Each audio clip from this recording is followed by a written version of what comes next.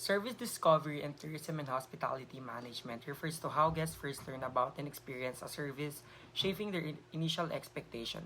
This can happen through online platforms, social media, travel agencies' reviews, or direct interactions with staff.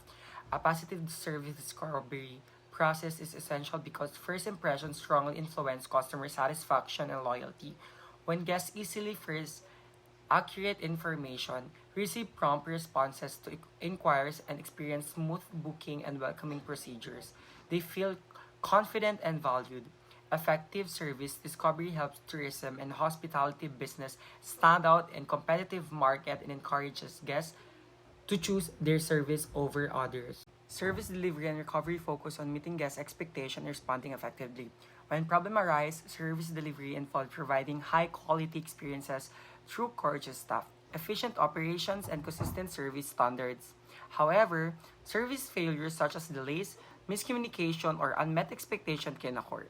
Service recovery is the process of addressing these issues by listening to guest complaints, offering sincere apologies, and providing appropriate solutions such as compensation or corrective actions.